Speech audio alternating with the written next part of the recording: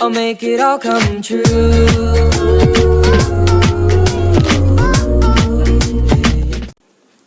Hello friends, today we are going to start with phylum Protozoa. Phylum Protozoa comes under kingdom Protista. As you know, Whitaker 5 kingdom classification. Monera, Protista, Fungi, Plantae and Animalia. Let's start. Phylum Protozoa. It is the third largest phylum. Study protozoology. इनका जो study है, जिसमें इनका study किया जाता है, उसको बोलते हैं प्रोटोजोलॉजी. इनका कुछ जनरल कैरेक्टरिस्टिक्स है. ये कैसे होते हैं? They are microscopic, unicellular, eukaryotes. Microscopic का मतलब जिन्हें हम नेकेड आई से नहीं देख सकते. यूनिसेलुलर का मतलब सिंगल सेल्ड. यूकैरियोट्स का मतलब जिनमें सेल ऑर्गेनेलीज प्रेजेंट होते हैं, मीन्स न्यूक्लियस प्रेजेंट होता है. चलिए इनका हैबिट देख लेते हैं.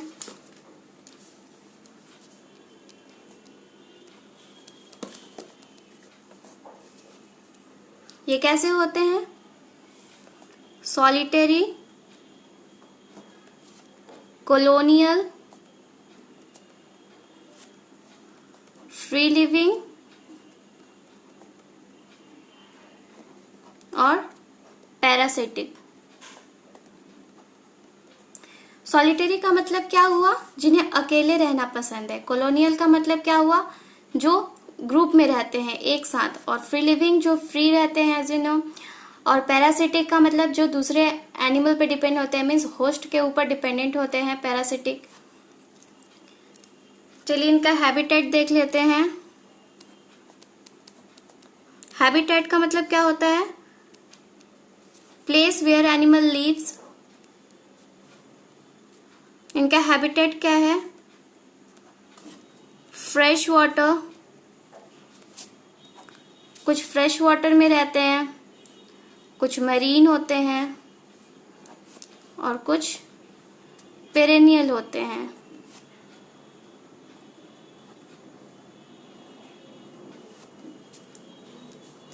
चलिए इनका बॉडी लेवल ऑफ ऑर्गेनाइजेशन देखते हैं.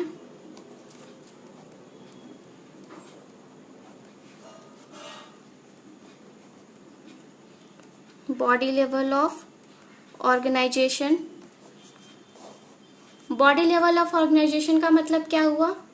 कि जो हमारा बॉडी है वो किस चीज का बना होता है. जैसे ह्यूमन बॉडी है. ह्यूमन बॉडी किसका बना होता है? सेल का. फिर सेल क्या बनाता है? टिश्यू. टिश्यू बनाता है ऑर्गन. ऑर्गन बनाता है ऑर्गन सिस्टम. इसी तरह जो प्रोटोजोआ का बॉडी है, ये प्रोटोप्लाज्मिक लेवल का होता है. प्रोटोप्लाज्मिक मीन्स इनके बॉडी में फ्लूइडिटी रहता है. इनका जो प्रोटोप्लाज्म है वो कैसा होता है?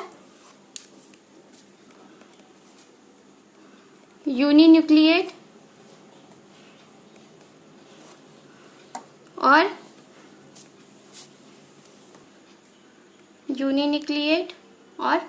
मल्टीन्यूक्लिएट. मतलब इनमें या तो एक न्यूक्लियस होता है या एक से ज्यादा न्यूक्लियस होता है. और ये कैसे होते हैं? They are naked. और कुछ कैसे होते हैं? Some have body bounded by delicate membrane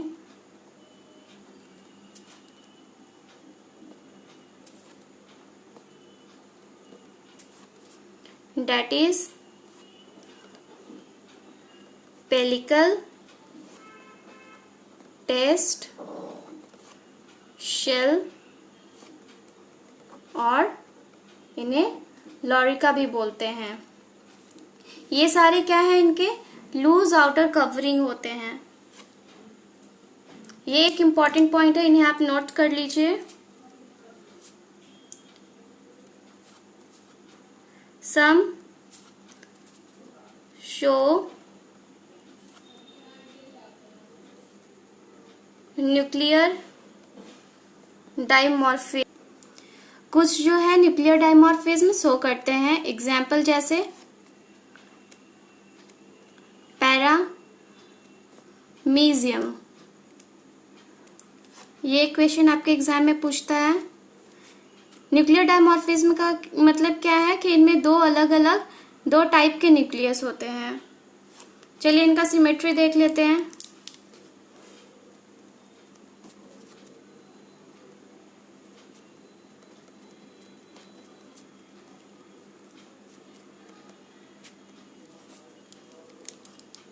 ये कैसे होते हैं? एसिमेट्रिकल,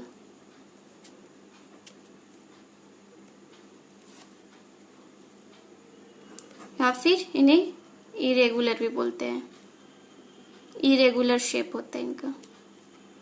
एसिमेट्रिकल का मतलब अगर इन्हें किसी भी प्लेन से डिवाइड किया जाए तो ये इक्वल पार्ट्स में डिवाइड नहीं होते हैं।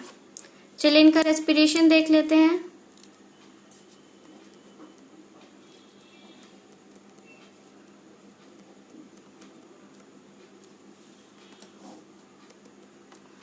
रेस्पिरेशन, इनमें रेस्पिरेशन होता है बाय बॉडी सरफेस।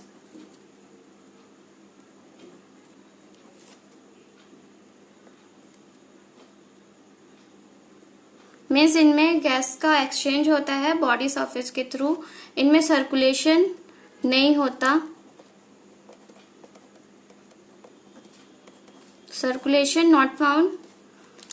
चलिए इनका एक्सक्रीशन देख लेते हैं।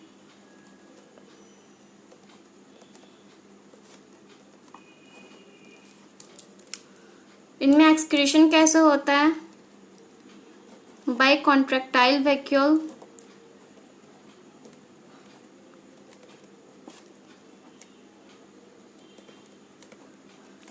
ये जो कॉन्ट्रैक्टाइल वैक्यूल है ये ऑस्मो रेगुलेशन में हेल्प करता है।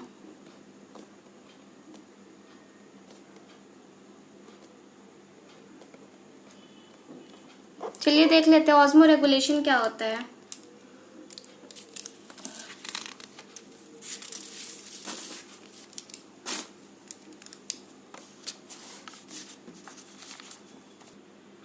Osmoregulation.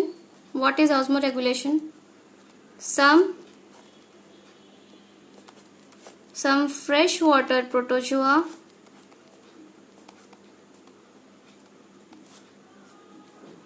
get rid of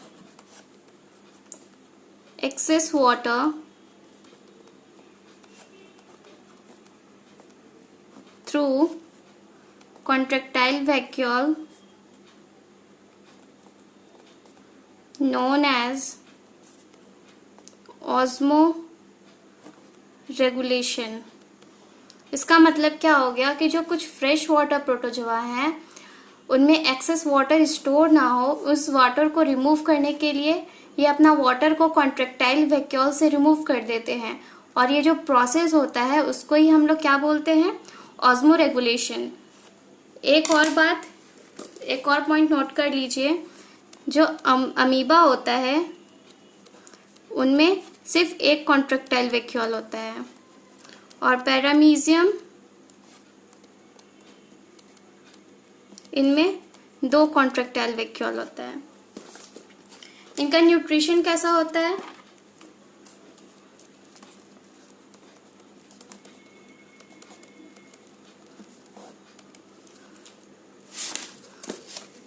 holozoic nutrition होगा अमीबा में। मिक्सोट्रॉपिक का मतलब क्या हुआ? जो ऑटोट्रॉपिक और heterotrophic both. Euglena and parasitic Plasmodium. और डाइजेशन कैसा होता है? Intracellular digestion. होलोजोइक न्यूट्रिशन होता है अमोबा में। मिक्सोट्रॉपिक होता है, बोथ मिक्सोट्रॉपिक का मतलब जो ऑटोट्रॉपिक और हेटरोट्रॉपिक दोनों होते हैं। जैसे यूग्लिना जो प्लांट से भी अपना न्यूट्रिशन नॉरिशमेंट ले सकते हैं और जो हेटरोट्रॉफ एनिमल है उनसे भी अपना नॉरिशमेंट डिराइव कर सकते हैं। पैरासिटिक का मतलब जो होस्ट के बॉडी पे डिपेंडेंट होते हैं। जैसे प्लाज्मोडियम में, जैसे हम एग्जाम्पल लेते हैं मॉस्क्यूटो का। मॉस्क्यूटो क्या करता है, ह्यूमन ब्लड सक करता है। ह्यूमन मॉस्क्यूटो का क्या होता है, होस्ट।